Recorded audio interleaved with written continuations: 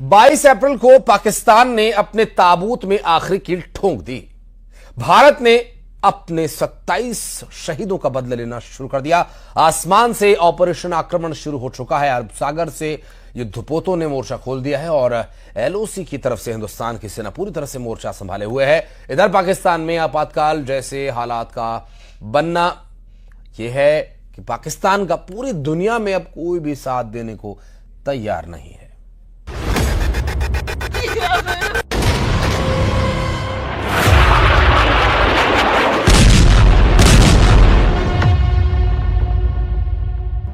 मिट्टी में मिलाने का समय आ गया है।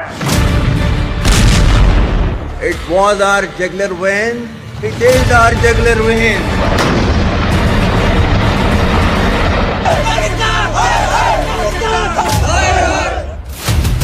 पाकिस्तान में आपातकाल, ऑपरेशन आक्रमण शुरू।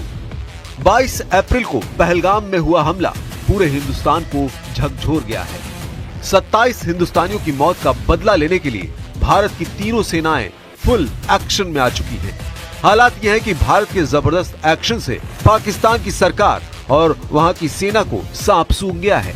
सूत्रों से मिली जानकारी के मुताबिक पाकिस्तानी सेना आपातकाल मोड में चली गई है। पाकिस्तानी एयरफोर्स, नेवी और थल सेना पिछले 24 घंटों से पलके नहीं झपका पाई है। इस बार भारत की तरफ से जो बदला लेने का प्लान बनाया गया है वो हैरान करने वाला है। पाकिस्तानी मीडिया खुद मान रही है कि भारत कुछ बड़ा करने जा रहा है।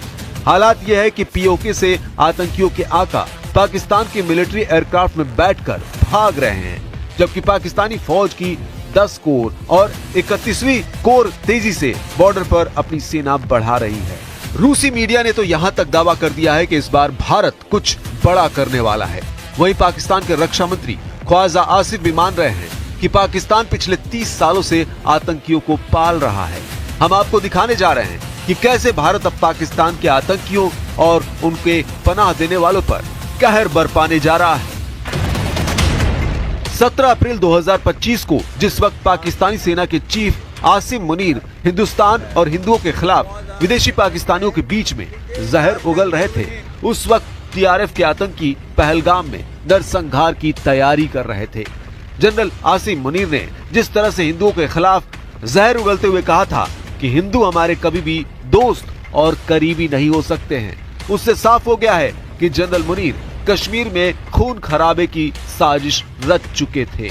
जनरल मुनीर ने कहा था कि कश्मीर हमारे गले की नस है जिसे हम हर हाल में हासिल करेंगे। Our stance on Kashmir is absolutely clear. It was our jugular vein. It is our jugular vein. We will not forget it, and we will not leave our Kashmiri brethren in their heroic struggle, what they are waging against the Indian occupation. General Asim Munir को करारा जवाब देने का वक्त आ चुका है। उरी, पुलवामा और पहलगाम जैसे हमलों के बाद भारतीय सेना ने स्पष्ट कर दिया है कि वो आतंक के ठिकानों को सीमा पार जाकर भी निशाना बना सकती है। खुफिया एजेंसियों से मिली जानकारी के मुताबिक पाकिस्तान में ऐसे कई प्रशिक्षण शिविर हैं जहां आतंकियों को ट्रेनिंग दी जाती है। पहलगाम हमले के बाद इंडियन आर्मी इन कैंपों पर सर्जिकल स्ट्राइक जैसी कार्रवाई कर सकती है। ऐसे हालातों में भारत के पास पहलगाम हमले का जवाब देने के लिए 4 विकल्प हैं। पहला है सर्जिकल स्ट्राइक, जिसमें लॉन्च पैड कमांडो एक्शन हो सकता है। दूसरा है एयर स्ट्राइक, इसमें राफेल Su-30 MKI क्रूज मिसाइलों से अटैक किया जा सकता है। तीसरा है आर्म्ड ड्रोन अटैक, इस हमले में हेरोन टीपी, आर्चर एनजी या कामिकेज ड्रोन का इस्तेमाल किया जा सकता है। वही चौथा ऑप्शन है कोवर्ट डिकैपिटेशन स्ट्राइक, जिसमें गोपनीय तरीके से आतंकी सरगनाओं का खात्मा किया जाता है। भारतीय वायुसेना ने तो ऑपरेशन आक्रमण के तहत बड़ी हवाई कार्रवाई करने की तैयारी पूरी कर ली है। जिन्होंने ये हमला किया है, उन आतंकियों को और इस हमले की साजिश रचने वालों को उनकी कल्पना से भी बड़ी सजा मिलेगी। सजा मिलकर के रहेगी।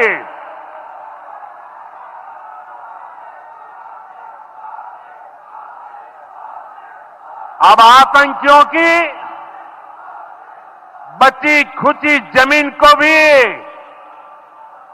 मिट्टी में मिलाने का समय आ गया है। भारत पाकिस्तान के बीच सीमा पर तनाव बढ़ता नजर आ रहा है। पाकिस्तान की सेना ने लाइन ऑफ कंट्रोल पर अपनी तरफ जवानों की संख्या और तादाद बढ़ा दी है। पाकिस्तान ने अपने जवानों को बंकर के अंदर रहकर ही निगरानी करने का आदेश दिया है। पाकिस्तान को एलओसी के साथ साथ इंटरनेशनल बॉर्डर पर भी डर सता रहा है। पाकिस्तानी आर्मी चीफ की 10 कोर का हेडक्वार्टर रावलपिंडी में है। उसे भी पाकिस्तानी आर्मी चीफ ने अलर्ट रहने के लिए कहा है।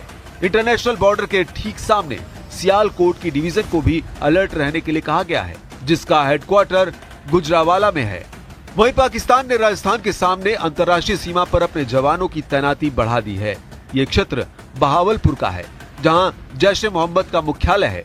पाकिस्तानी सेना के 31वीं कोर के लेफ्टिनेंट जनरल साकिब महमूद मलिक को सीधे निर्देश दिया गया है कि वो जैश के मदरसे की सुरक्षा को और मजबूत करे। पाकिस्तानी सेना प्रमुख ने वायु रक्षा और रडार को सक्रिय रखने के आदेश दे दिए हैं।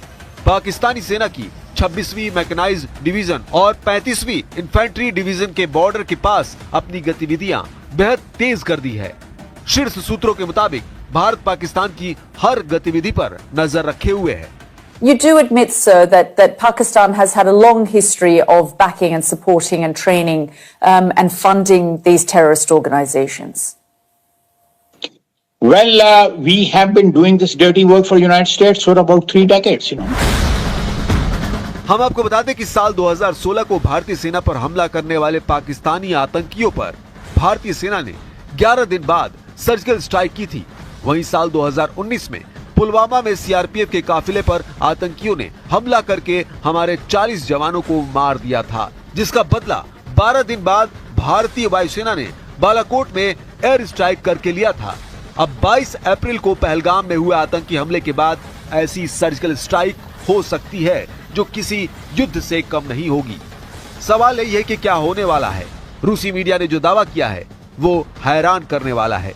रूसी मीडिया के दावों के मुताबिक कुछ बड़ा होने वाला है, लेकिन बड़ा क्या होगा? भारत के पास क्या क्या विकल्प मौजूद है?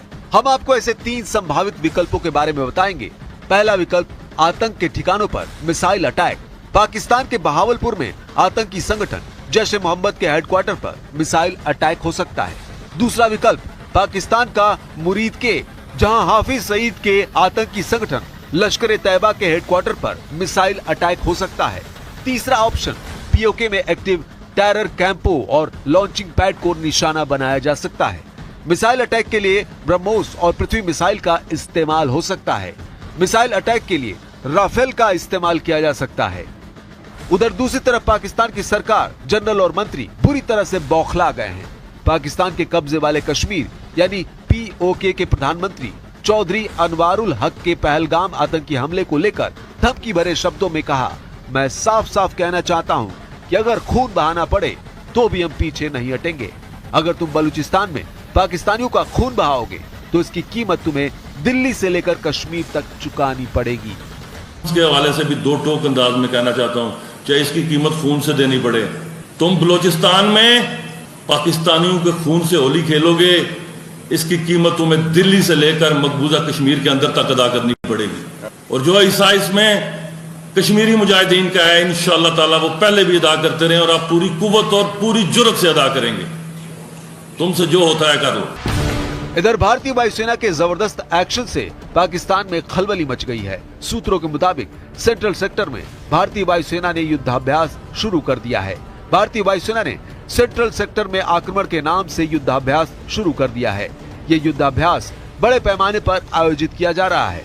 इसमें भारतीय वायुसेना के मुख्य फाइटर जेट बेड़े, खास तौर पर राफेल और सुखोई 30 MKI शामिल है। भारतीय वायुसेना के पास 2 राफेल स्क्वाड्रन हैं, जो पंजाब के अंबाला और पश्चिम बंगाल के हाशिमारा में तैनात है। इन अत्याधुनिक जेट्स की मदद से पायलट ग्राउंड अटैक और इलेक्ट्रॉनिक वॉरफेयर जैसे जटिल अभियानों का अभ्यास कर रहे हैं। डिफेंस सूत्रों के मुताबिक वायुसेना ने पूर्वी सेक्टर से भी कई संसाधनों को सेंट्रल सेक्टर में शिफ्ट किया है, ताकि मैदान से लेकर पहाड़ों तक रियल टाइम जंग का अभ्यास किया जा सके।